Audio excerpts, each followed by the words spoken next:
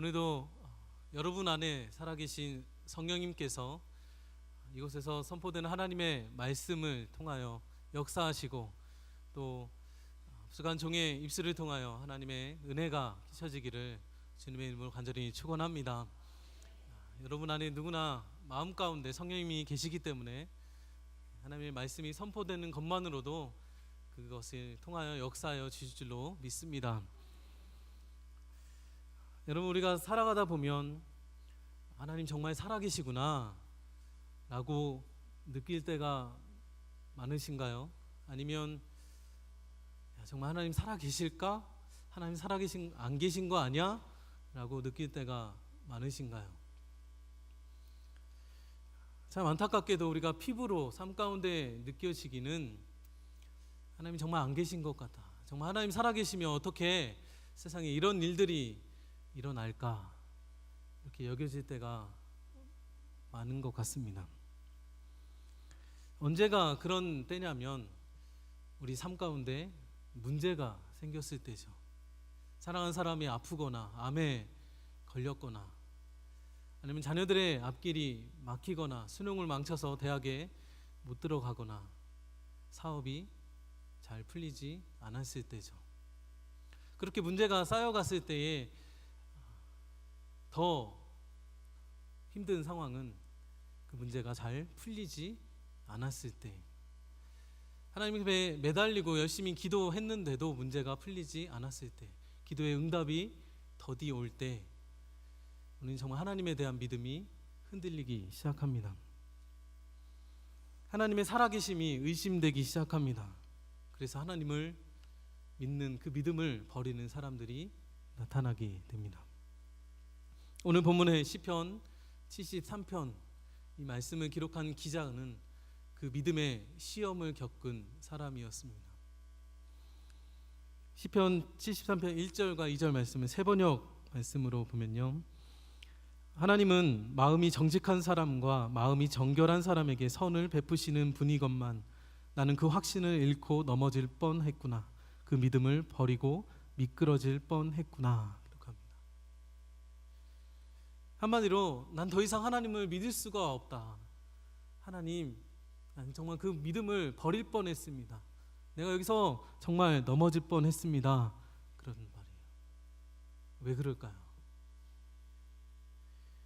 하나님은 마음이 정직한 사람, 정결한 사람들을 도우시고 또 그 사람들에게 선을 베푸시는 분인 줄 알았는데, 정작 실상을 보니까, 이 세상을 보니까 악한 사람들이 더 잘 되고 선한 사람은 고통을 받고 있더라는 거예요. 마치 하나님께서 믿는 사람에게, 기도하는 사람들에게는 선을 베풀지 않으시고 오히려 악한 자들에게 선을 베풀어 주시는 것처럼 보이는 거죠. 그래서 기자는 3절부터 11절까지 구구절절히 하나님 앞에 이 악인의 모습들을 고자질합니다. 그 내용들을 열거하다가 12절과 13절에 이렇게 마무리를 합니다. 놀랍게도 그들은 모두가 악인인데도 신세가 언제나 편하고 재산은 늘어만 가는구나. 이렇다면 내가 깨끗한 마음으로 살아온 것과 내 손으로 죄를 짓지 않고 깨끗하게 살아온 것이 허사라는 말인가. 마치 하나님께 속은 것 같아요. 지금까지 그렇게 하나님만 믿고 예배를 드리고 기도를 해왔는데 결국 나에게 돌아온 것은 아무것도 없고 응답도 없더라는 거예요. 그동안 내가 한 그 노력들이 다 허사구나, 아무 쓸데없는 것이었구나, 그렇게 한탄하게 되는 것입니다. 그러나 여러분, 사탄 마귀는 항상 이러한 틈을 노리고 우리에게 다가옵니다. 그리고 우리에게서 하나님에 대한 믿음을 버리게 만듭니다. 모든 것이 하나님 탓이야, 모든 것이 하나님이 안 도와줬기 때문이야, 그런 생각이 드는 순간 사탄은 그 생각을 이용해서 불신앙으로 만들어 버립니다. 그 결과 나에게 있어서 하나님은 답답하게 늘 침묵만 지키시는 하나님, 아무런 능력을 베풀어 주시지 않으시는 무능력한 하나님으로 여겨지게 되고 마는 거죠. 본문의 14절로 16절 말씀에 이렇게 기록합니다. 하나님 주님께서는 온종일 나를 괴롭히셨으며 아침마다 나를 벌하셨습니다. 나도 그들처럼 살아야지 하고 말했다면 나는 주님의 자녀들을 배신하는 일을 하였을 것입니다. 내가 이 얽힌 문제를 풀어보려고 깊이 생각해 보았으나 그것은 내가 풀기에는 너무나 어려운 문제였습니다.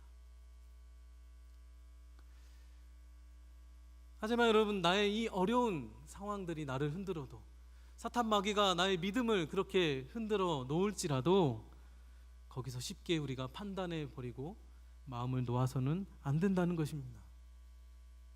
우리는 당연히 흔들릴 수 있고, 당연히 넘어질 수 있고, 당연히 쓰러지고 좌절할 수도 있습니다. 그러나 그럴수록 우리 하나님께서 나와 함께 하신다는 사실을, 그 신실하신 하나님을 기대하셔야 합니다. 하나님을 기대하는 것은요, 그동안 내가 경험한 하나님, 내가 정말 믿고 의지했던 그 하나님을 믿었던 그 믿음에서부터 그 기대감이 나옵니다. 믿는 만큼 하나님을 기대할 수 있는 것이죠. 그리고는 주 안에서 조금만 더 기다려야 합니다. 하나님께서 침묵하시는 것 같아 보일 때, 하나님께서 그냥 마냥 기다리고만 있는 것처럼 느껴질 때, 거기엔 다 이유가, 까닭이 있습니다. 하나님이 정말 안 계셔서 그런 게 아니라는 거죠. 상황이 아무리 절망적이라 하도 하나님은 반드시 우리와 함께하여 주시기 때문에 우리는 그것을 믿을 때에 기다릴 수 있습니다. 언젠가는 그 이유와 뜻을 밝히 깨닫게 하시는 날이 반드시 온다는 것입니다. 하나님은 진정으로 하나님을 찾는 자에게, 하나님께 답을 구하고 하나님께 답을 묻는 그 사람에게 답을 주십니다. 시편 기자는 철저하게 그 하나님이 살아계신지 의심이 들었지만, 하나님 내가 믿음을 버릴 뻔했어요, 하나님 내가 넘어질 뻔했어요, 그렇게 고백하면서도 하나님 앞에 나아갔을 때에 하나님께서 그에게 답을 주시고, 그 답을 이 기자는 찾게 되고 자신은 그 영적인 좌절에서부터 벗어나게 됩니다. 17절 말씀에 이렇게 기록합니다. 그러나 마침내 하나님의 성소에 들어가서야 악한 자들의 종말이 어떻게 되리라는 것을 깨닫게 되었습니다. 여기서 하나님의 성소에 들어가서 라는 말을 주목해 보십시오. 여러분, 하나님의 성소라는 것이 어떤 곳입니까? 하나님의 말씀이 선포되는 곳, 하나님께서 나에게 자신의 뜻을 말씀해 주시는 곳, 우리의 기도의 향기가 올려드려지는 곳, 진정 하나님을 만날 수 있는 곳, 그곳이 하나님의 성소입니다. 시편 기자는 지금 자신이 그렇게 어렵고 힘든 상황에서 정말 마지막으로 지푸라기라도 잡는 심정으로 하나님께 나아온 것입니다. 그리고 하나님의 말씀을 읽었다는 말이고, 하나님의 말씀을 들었다는 말이고, 간절히 자신의 심정을 토로하고 하나님 앞에 부르짖었다는 말입니다. 그렇게 도저히 하나님의 역사가 이해되지 않았을 때 우리가 할 일은 더욱 하나님의 말씀을 읽고 듣기에 힘쓰며, 또한 기도하면서 그 하나님만 바라보면서 하나님의 응답을 기다리는 일입니다. 그렇게 계속해서 하나님만 기대하면서, 하나님께만 기도하면서 하나님의 응답을 기다리는 것입니다. 그러면 반드시 주님은 답을 우리에게 주십니다. 시편 기자가 악한 자들의 그 결과를 알았다고 했습니다. 예전에는 하나님, 이 악한 자들이 이렇게 평안히 죽게 내버려 두십니까? 그렇게 울부짖었는데 결과를 보고 나니까 죽음이 끝이 아니더라는 거예요. 죽음 이후에 심판이, 하나님의 심판이 있더라는 것입니다. 18절로 19절 말씀입니다. 주님께서 그들을 미끄러운 곳에 세우시며 거기에서 넘어져서 멸망에 이르게 하십니다. 그들이 갑자기 놀라운 일을 당하고 공포에 떨면서 자취를 감추며 마침내 끝장을 맞이합니다. 여러분, 우리가 이 부분에서 우리가 정신을 똑바로 차려야 됩니다. 우리 눈에 보이는 것이 전부가 아니라는 거죠.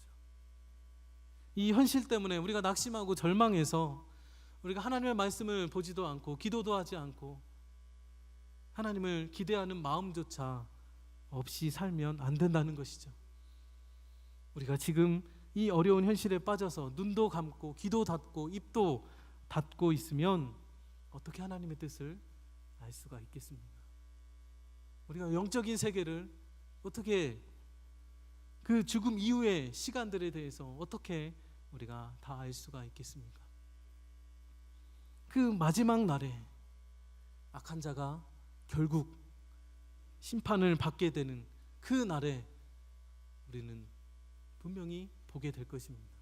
그 마지막 날에 선한 자가 어떻게 하나님의 영광을 누리게 되는지를 우리는 보게 될 것입니다.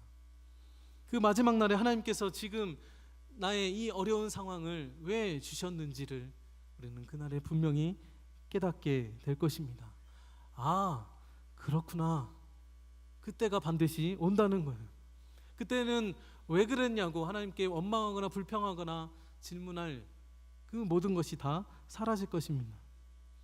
그러나 그것을 우리가 지금은 모르고 그때가 돼서야 안다면 우리는 이 세상을 살아가는 동안 날마다 갈등하고 또한 탄식하면서 날마다 흔들리면서 살아갈 수밖에 없을 것입니다. 하나님은 우리를 그렇게 내버려 두지 않으십니다. 시편 기자에게 하신 것처럼 지금 이 순간에 하나님은 우리에게 말씀하여 주시고 깨닫게 하십니다. 하나님의 뜻을 분명히 알게 하십니다. 우리가 왜 이 어려운 상황 가운데 처해 있는지, 그리고 하나님께서 어떻게 이 일들을 통해서 역사하실지를 알게 하신다는 것입니다. 그분의 도우심으로 우리가 이 세상에서도 실족하지 않도록 주님께서 붙들어 주십니다. 그래서 우리는 지금부터 그 하나님의 손을 붙잡아야 됩니다. 이것이 우리 성도의 삶인 것입니다. 오늘 본문의 23절로 25절 말씀인데요, 함께 읽도록 하겠습니다. 그러나 나는 늘 주님과 함께 있으므로 주님께서 내 오른손을 붙잡아 주십니다. 주님의 교훈으로 나를 인도해 주시고 마침내 나를 주님의 영광에 참여하여 시켜주실 줄 믿습니다. 내가 주님과 함께하니 하늘로 가더라도 내게 주님 밖에 누가 더 있겠습니까? 땅에서라도 내가 무엇을 더 바라겠습니까? 아멘. 나의 믿음이 흔들리고 무너질 위기에 처해 있을 때, 내 마음도 찢기고 몸도 상하였을 때, 그때 더욱 하나님께 더 가까이 나아가야 된다는 것입니다. 바랄 수 없는 중에 바라고 기대할 수 없는 중에 더욱 기대하며 나아가야 하는 것입니다. 26절에 이어서 말씀합니다. 내 몸과 마음이 다 시들어가고 하나님은 언제나 내 마음에 든든한 반석이시요 내가 받을 몫의 전부이십니다. 여러분, 이 확신이 있어야 합니다. 주님이 지금도 나와 함께 계시고 나와 만나주시고 내가 그 하나님을 알고 있다면, 그 믿음이 있어야 흔들리지 않고 또한 방황하지 않고 우리는 그 믿음 가운데 살아가게 되는 것입니다. 여러분, 예수님께서 돌아가시기 전날 밤에 이제 곧 십자가의 죽음 가운데 그 끔찍한 사건을 겪게 될 제자들에게 마지막으로 신신당부하면서 하신 말씀이 있습니다. 조금만 더 기다리라 라는 말입니다. 요한복음 16장 16절 말씀입니다. 조금 있으면 너희가 나를 보지 못하겠고 또 조금 있으면 나를 보리라 하시니. 지금 바로 눈앞에서 예수님이 죽게 되는 그 상황을 보지 말고 그것으로 속단하지 말라는 겁니다. 조금 있으면 나를 볼 것이다. 주님은 우리에게 동일하게 말씀하십니다. 때때로 암이나 다른 질병 가운데 처할 때, 사업이 어렵고 실패하고 미움과 갈등이 생기는 그 상황 가운데서 우리 주님은 조금 있으면 이라고 말씀하시는 거예요. 조금 있으면 그러면 하나님의 선하심을 보게 될 것이다. 예수님께서 제자들에게 계속하여 약속하셨습니다. 요한복음 16장 22절 말씀. 지금은 너희가 근심하나 내가 다시 너희를 보리니 너희 마음이 기쁠 것이요 너희 기쁨을 빼앗을 자가 없으리라. 아멘. 여러분, 우리가 이 악한 세상을 보면요, 정말 하나님을 믿을 사람이 아무도 없을 것 같습니다. 실제로 믿음을 내버리는 사람도 많이 있습니다. 심지어 믿었던 교회마저도 세상과 똑같이 흘러가는 것을 보면서 교회 다녀서 뭐하냐, 믿음 지켜서 뭐하나, 그렇게 말하는 사람도 많이 있습니다. 이대로 얼마 안 가면 기독교 신앙을 가진 사람도 다 사라질 것이고 교회도 다 문 닫을 것이다 라고 말하는 사람도 많이 있습니다. 그럼에도 우리가 기억해야 될 것은 2000년 기독교 역사 가운데 이러한 온갖 박해와 고난을 당한다고 모두가 다 주님을 향한 믿음을 버린 것은 아니었다는 사실입니다. 아니, 오히려 세상이 큰 죄악과 부패와 그것이 다 난무하더라도, 교회가 타락하고 목회자가 타락하고 모든 믿을 수 있는 상황들이 다 없어진 상황 가운데서도 오히려 믿음을 지키면 죽임을 당하고 순교를 당하는 그 상황 가운데서도 그 고통을 겪는 그리스도인들이 대다수가 끝내 믿음을 버리지 않았습니다. 하나님은 떠나기는커녕 오히려 더욱더 하나님 앞에 가까이 나아갔습니다. 바랄 수 없는 중에 바라고 기대할 수 없는 중에 기대하면서 하나님의 역사하실 것을 더욱더 기도하고 묵묵히 기다렸다는 것입니다.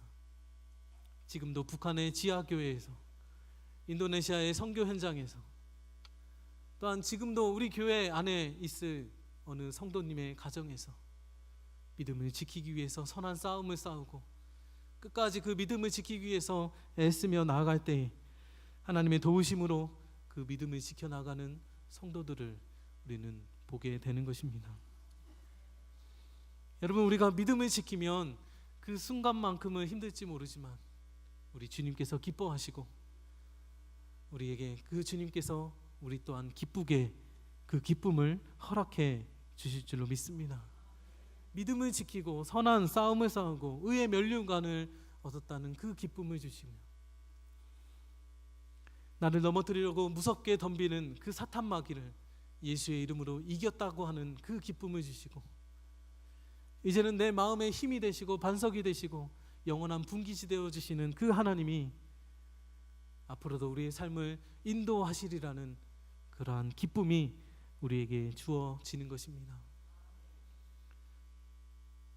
시편 기자의 고백을 보십시오. 28절 말씀 우리 함께 읽겠습니다. 하나님께 가까이 있는 것이 나에게 복이니 내가 주 하나님을 나의 피난처로 삼고 주님께서 이루신 모든 일을 전파하렵니다. 아멘. 여러분, 우리가 하나님께 가까이 있는 것이 복인 줄로 믿습니다. 마침내 이기게 하셔서 슬픔을 기쁨으로 바꿔주시는 그 하나님을 기대하시기 바랍니다. 시편 기자처럼 그 하나님을 경험하게 되면 이제 내 삶 가운데 주님께서 이루신 일들을 자연스럽게 전파할 수 있게 됩니다. 누가 막아도 누가 말려도 내 삶 가운데서 자연스럽게 복음이 전해지고 살아계신 하나님이 증거되는 삶이 되는 것입니다. 어느 병원에 입원한 아이가 링거 주사를 맞지 않으려고 막 울었습니다. 너무나 그 주사 바늘이 무서워서 발버둥 치니까 이 간호사가 주사를 놓을 수가 없었겠죠. 그때 아빠가 그 아이를 품에 안고 다독이면서 그 볼에 입을 맞추고 이 아이를 늘 사랑한다고, 계속 사랑한다고 도닥여줬습니다. 이 아이가 점점 괜찮아지고 차분해지고 그때 주사바늘은 손에 들어갔습니다. 이 아이의 입장에서 볼 때 왜 아빠가 나를 이 무서운 상황에서 건져내주지 않는가? 왜 이 아픈 주사를 맞게 내버려 둘까? 그렇게 생각이 되기도 하겠지만 아빠가 계속 안아주고 입 맞춰주고 사랑한다고 말해주는 그 상황을 통해서 그 이해할 수 없는 상황, 그 아프고 무서운 상황을 받아들일 수가 있었겠죠. 그럼 마찬가지로 성령님께서, 여러분 안에 계신 성령님께서 동일한 역사를 여러분에게 하십니다. 여러분이 힘들고 지치고 믿음이 흔들리는 그 상황이 찾아올 때에 성령님께서는 여러분을 안으시면서 얼마나 힘이 드냐고, 내가 너와 함께 한다고, 내가 너를 사랑한다고 말씀해 주십니다. 이 모든 게 너의 잘못이 아니라고, 조금 있으면 괜찮아질 거라고, 하나님이 무능해서가 아니라 죄악의 결과이고 사탄 마귀의 악행이라고 우리 성령님께서 말씀해 주십니다. 결국 내가 내 손으로 주님을 붙들고 내가 힘들면 이 손을 놓아버리는 것 같은데, 언제나 사랑의 주님이 나를 놓지 않고 계시고 그 사랑의 주님의 나를 붙들고 계심을 우리는 발견하게 되는 것입니다. 사랑하는 성도 여러분, 혹시 지금 이해할 수 없는 어려움 중에 계십니까? 나에게서 빨리 사라졌으면 하는 상황들, 이 빨리 벗어났으면 하는 상황들이 있으십니까? 그런데 하나님께서 안 도와주고 계시고 침묵만 하고 계신 것 같은 기분이 드십니까? 여러분, 그때 우리는 더욱 주님을 기대하십시다. 하늘 위에 주님밖에 우리가 사모할 분은 아무도 없습니다. 지금 당장 내 눈에 안 보여도 하나님은 일하고 계시고 우리를 향한 큰 그림을 그리고 계신 그분을 기대하시기 바랍니다. 그리고 끝까지 기도하시기 바랍니다. 나의 모든 염려와 근심을 주님께 맡기고 기도와 간구로, 감사함으로 하나님께 아뢰시면 우리 주님께서 평강으로 인도하여 주실 것입니다. 그렇게 기도하시면서 끝까지 그 응답을 기다리십시다.